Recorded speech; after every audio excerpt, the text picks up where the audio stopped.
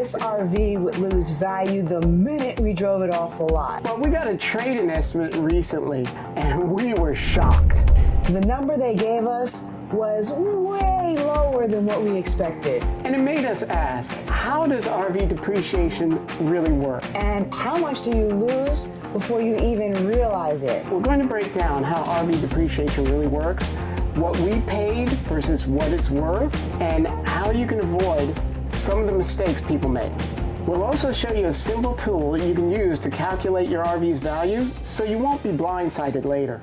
We took delivery of our 2021 Fleetwood Bounder in April of 2021, and we paid $145,000. We chose this model because of the colors, the layout, and just the overall comfort that we felt we would be able to travel in. It just felt like a home on wheels. We knew, of course, that the RV would depreciate, but we really didn't realize how much and how fast. Now, we financed part of it. We added some upgrades, and we felt really good about our choice. And back then, we figured if we took really good care of it, kept up with maintenance, we'd be fine, and we weren't really worried about how much it would depreciate because we felt like we got a really good deal. Because when you look at what the sticker price was for our RV, it was over $200,000. We got it for $145,000.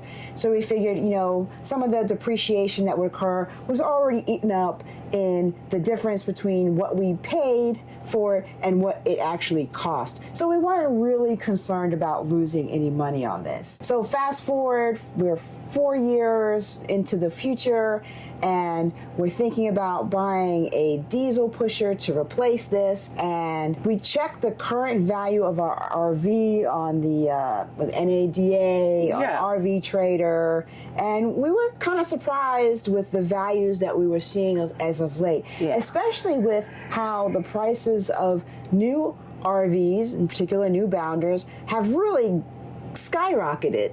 Right. I mean, they're way higher than what we originally paid for ours. And ours is an anniversary edition, so it has a lot of extra features that are in it. And probably the biggest shock was when we talked with a dealership about trading our RV in, and we were offered almost 50% less than what we paid for it. And now that's not including what we paid in taxes, interest, or upgrades. So we were shocked when we found out that our RV value, according to General RV, had lost $70,000. Now, of course, we're not going to trade it in for that. We're going to sell it on the market where we will get more money for it. The truth is, depreciation happens fast, and here's the breakdown. Year 1 is 20%, year 3, 35%, year 5, 45%, and year 7 or more, 60% of your value is gone. And some RVs depreciate faster than other RVs. Class A's and Class C's are often the worst when it comes to depreciation. Towables can lose value fast, especially entry-level models. So looking back, we don't regret buying the RV, right? Because everybody knows that an RV is not a financial investment. It's anything but that. It's a money pit. You're always pouring money into it.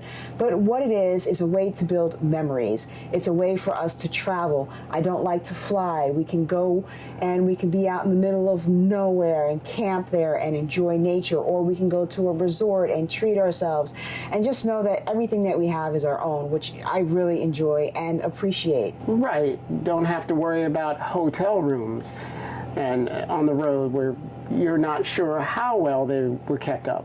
And, we can go to places like national parks, and we can park right inside of the national parks. And we don't have to worry about how we're going to get from a hotel to whatever it is we want to visit, because we can tow our vehicle behind us. We just have everything that we need right with us. And that, my friends, is priceless to us. It is. The interesting thing, too, right, is that depreciation isn't the same for everyone in every model that they buy. Oh, no. Because it really depends on how well you negotiate. Like, you and I could, there is just so much markup in these RVs right now that it's ridiculous, right? So one person, they can get 20% off the MSRP. Another person can come along and get 50% off the MSRP, while another person comes along and gets 30% off the MSRP.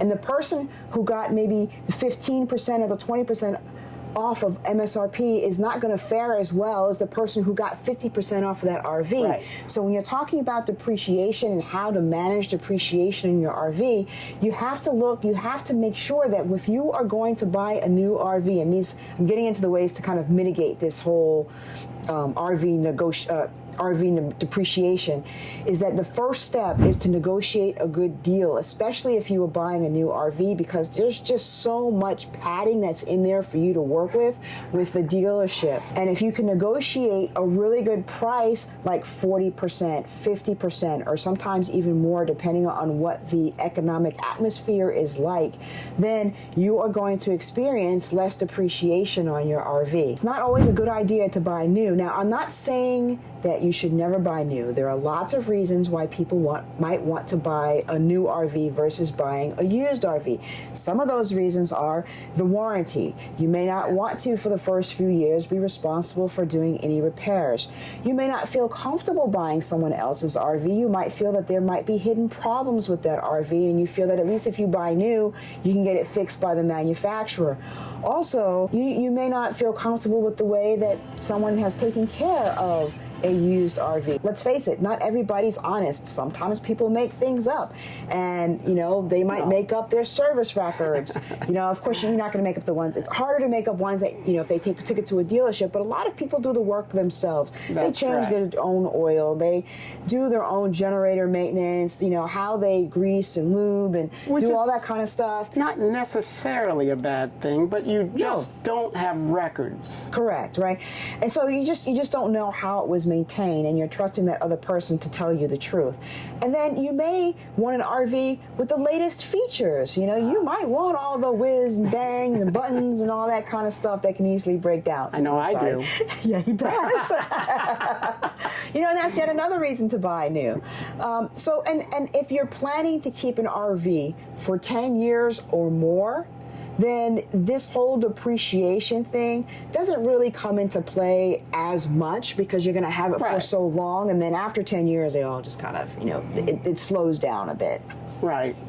And that's why I really have a hard time understanding how people jump in a year or two from one RV to another RV. Yeah, you see that a lot on YouTube. You do see that a lot. I know we're getting a little bit off topic, but my gosh, put in the comments, have you seen this? Because I don't know how people do it, but I've seen so many RVers, like they buy an RV, they keep it for a couple of years, and then they move on to the next RV, and then they keep it for a couple of years, and they move on. And that's just too much for me. That depreciation must be killing them.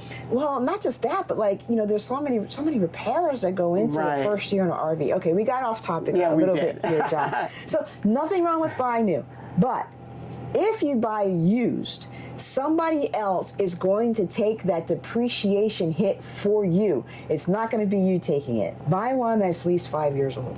It's gotten most of the depreciation out of it. Depreciation is going to slow down a little bit after the 5th year. You're still going to have depreciation, but it's not going to be as much. Here are our tips to reduce the depreciation on your vehicle. So first of all, keep it cleaned and well maintained. I know that's pretty obvious. Cleanliness is very important, because you don't want things like road salts, if you live where we do in the Northeast, or even in the Midwest up north where there's snow.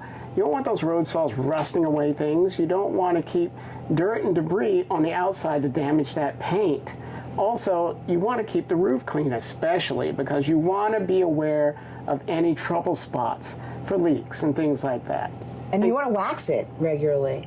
And if you're in some place where you get a lot of sun damage can do a lot. The sun can do a lot of damage to an RV. Oh yes, I'm sure many of you have seen faded old RVs out there. You need to really wash and wax these things once in a while. You don't have to do it every weekend. Because how it looks will make a big difference. It will. Take care of the interior. If you have seats, make sure that you're treating them so that they don't get cracked or ripped or torn. Yeah, they have to stay supple and soft, or else they will crack and peel. Make sure you're cleaning your cabinets and washing everything down on a regular basis as well. Also, keep the service records. A detailed record of service will really help you when it's time to sell. Keep them in a binder, or keep them together somehow. Don't just kind of keep them loose and in the drawer or whatever. Organize them, and then when a buyer sees that you have organized all of your records, that says something to them about how you've maintained your RV as well.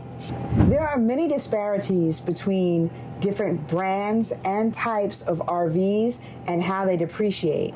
Yes, I'm sure diesels depreciate much less than gas. Absolutely. Models from manufacturers like Airstream or Leisure Travel, they hold their value much better. Okay. There's a bug. They hold their value much better than many other manufacturers.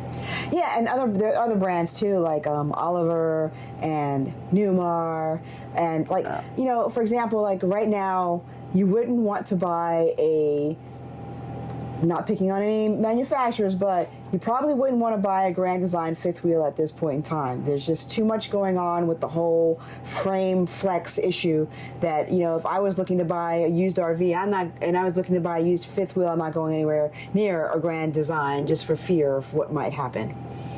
If you're buying new, negotiate hard. We're in a market where you can get 30, 40, 50% off. Don't be afraid to ask for that 50%. Yeah, I wouldn't even go for 30%, John, but So little things like adding, a blue technology water filter, a better water filter than what your RV came with, a steering stabilizers to make it easier to drive the RV, or even solar. Just these kinds of things are things that add value to your RV.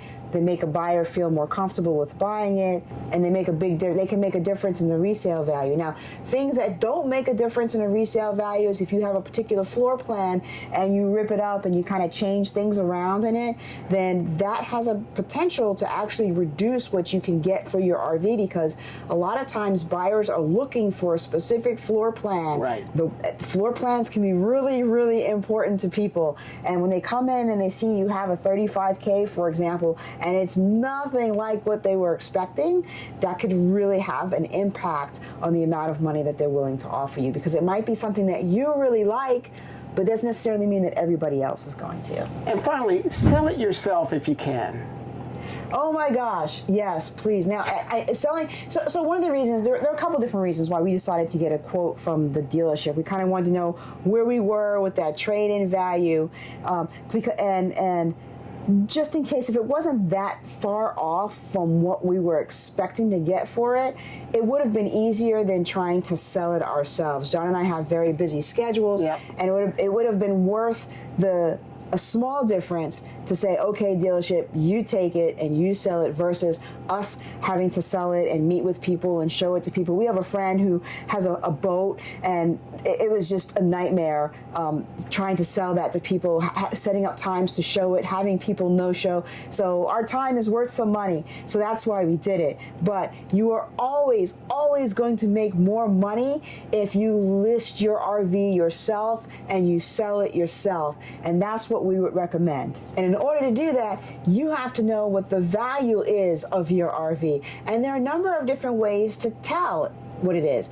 You can use JD Power, you can use RV Trader, but what it comes down to is your RV is only worth what somebody's willing to pay for it. But RV Trader is a great place to go, find the model that you have with the features that you have in your RV, and find multiple listings, and that will give you a good idea to gauge like where your RV should fall within those prices. And the JD Power tool was pretty good as well. For those of you who have recently sold your RVs, we would love to hear from you. How much did your RV depreciate from the time you bought it until the time you sold it?